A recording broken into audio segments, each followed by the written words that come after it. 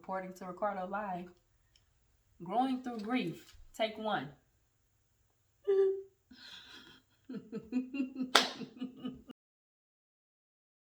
Let me see. 3, 4. It's recording. Yes. No. Why is it crooked? Why is your head crooked? Okay. Turn your head, it won't be crooked. You gotta look this way. I'm looking. Yeah, but you look like a little turtle. It's okay.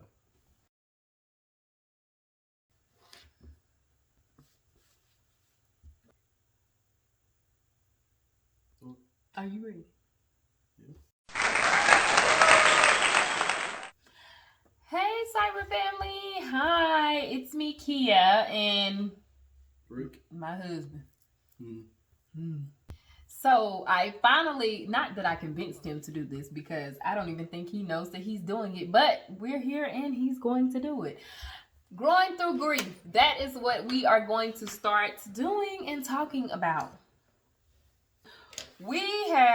I know I have talked a lot about miscarriage. Come with that little police move. Yeah, NYPD. Do you work for NYPD?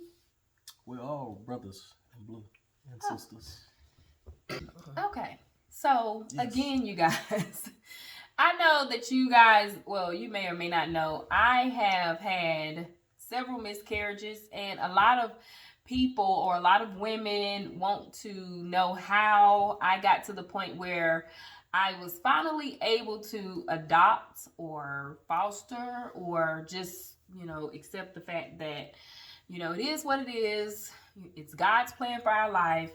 And now we are three adopted kids in, and everything is great. So, I have talked a lot about my own grief and struggles and how I got through those toughest times. But men never talk about their feelings. What? We got feelings? Oh, y'all don't have feelings? He gets on my nerves.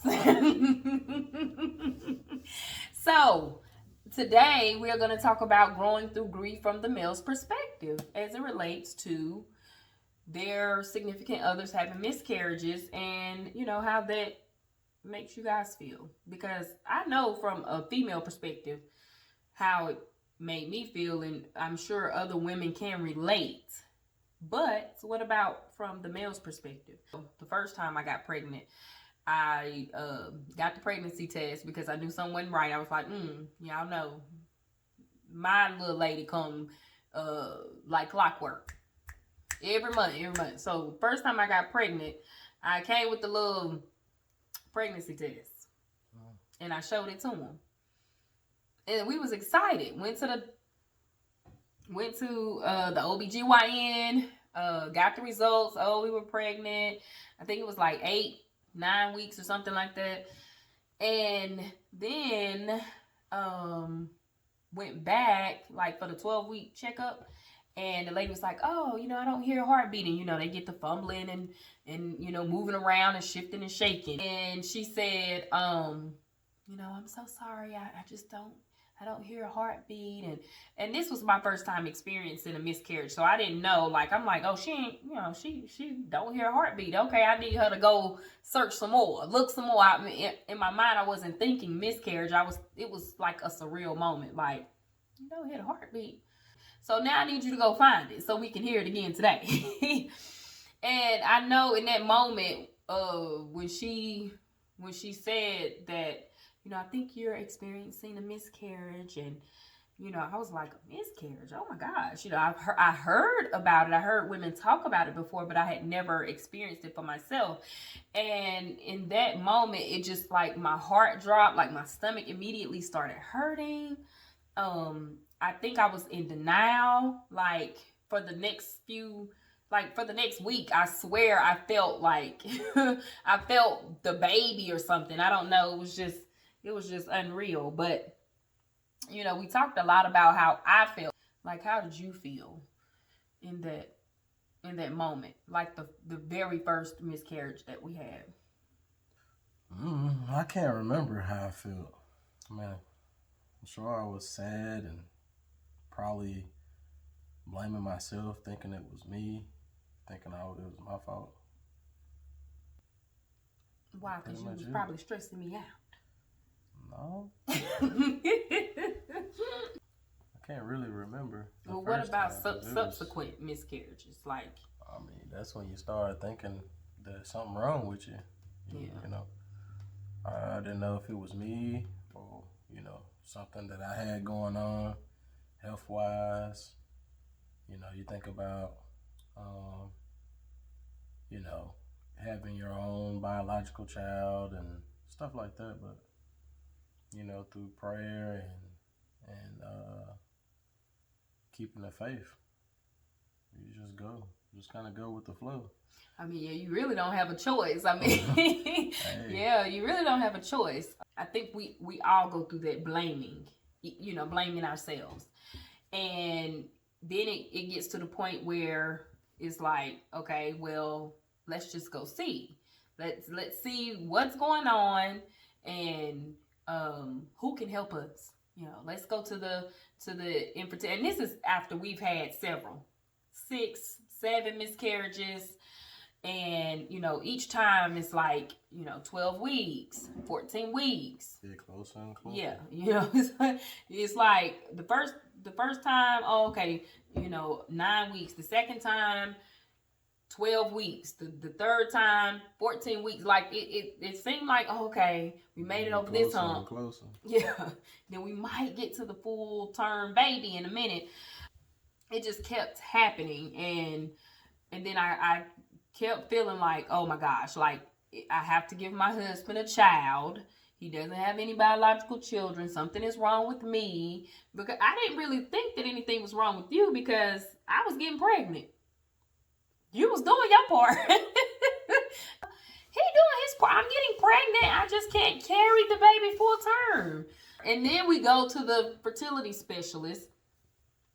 And we take all of these genetic tests and try to figure out, what's going on with us.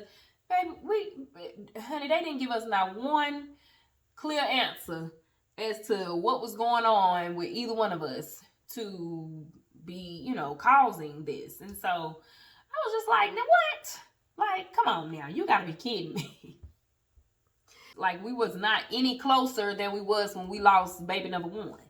After a while, when my body was just like, okay, no more. And I came to you and I told you, like, I can't do it. Not one more second. I can't take it. Not one more minutes of this. Like, how did you feel at that moment? Like, when I said, I'm done. Man, I kind of felt the same way, You go through the cycle over and over and over again. I mean, you get tired, you get depressed, you get frustrated. And then, like, you don't want to see the person you love go through, so much stress and go through all type of tests and, giving yourself a shot and all that stuff. Like, eventually, when you came to me and said you was done, I was kind of like, you was done too. Because I'm like, I don't want to see you go through that much. You was happy because I was probably stressing you out. Like, baby, I had all these apps on my phone. Okay, so today we got to schedule sex at this time because my body temperature is right here. Oh, and then when we were, when we would have sex, then he got to be a certain way, because you start listening to everybody. Lay this way. Put your legs over here. Put your head right here. Arch your back, tell him to turn around in circles 50 times and jump up on baby listen. So, like, you start to get really crazy. And it's like, at that point, it's like, okay, when you have to start scheduling sex, just forget it, forgot it, never thought about it. We went to the IVF stuff. I mean, we thought about surrogacy. And now, y'all, why the surrogate? Now, I don't know if you remember. Just hold your horses for 1 second because we talked to a surrogate. you know, somebody that we trusted, they came to us, they knew our struggle. You know, they was ready, they were on board, like, you know, we would be willing to have a baby for you. And, you know, and I was like, oh my goodness, thank you so much. It's so sweet, so special, you know. Honey, let me rent your womb. And lo and behold, when we got ready to start the process, she comes to us and tell us that she is pregnant. You remember that? I said, it's just not meant to be. We can't conceive naturally. We can't conceive by IVF, and then we couldn't even conceive with the surrogate. I just said, you know what, Ricardo, it's just not meant for us, baby. We just that it's just not what God wanted for our life. And so here we are. You know, this is probably about 7. It's been about 6 years now since I've been pregnant. Thank God. Thank God. That is some baby. Listen, I'm so thank you, God. He just knew. He knew better for my life, because I just feel like if we had children, then we wouldn't have Carly, Aiden, or Princeton. And I just can't imagine or fathom my life without them. Like, I don't think that we would have looked into other avenues like fostering or, you know, adoption had we had children. No, God has his plan. It worked out the way that it was supposed to work out. Yeah, it definitely did. Because, baby, oh, Lord, I'm so glad. So, you guys, for those of you that are, you know, struggling with the possibility of growing your family in, you know, alternative ways, fostering, adoption are options, and you don't have to beat yourself up. You know, I know I definitely did beat myself up, but I'm telling you right now, like, just pray about it. Is you know, you can get through it. I'm a testament of getting through, getting over, getting past the bitterness and the anger and the frustrations and, you know, all of that. So, you know, it's one day at a time. You know, it was a few times where I didn't want to see any pregnant bellies. I was like, oh Lord, I didn't want to go to no baby.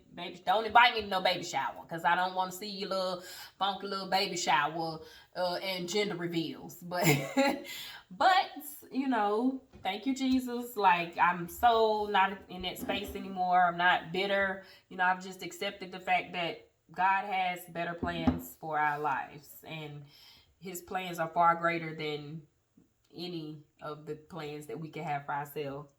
And so, you know, hopefully by talking about it, because Ricardo don't ever talk about it. You don't ever talk about, like, what happened or anything. I'm a Capricorn.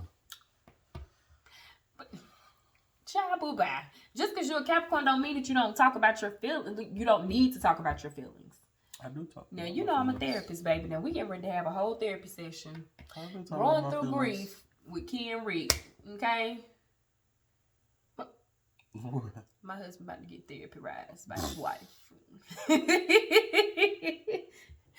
The therapist and the cop coming at you. Y'all have a good and blessed night. Peace. Bye.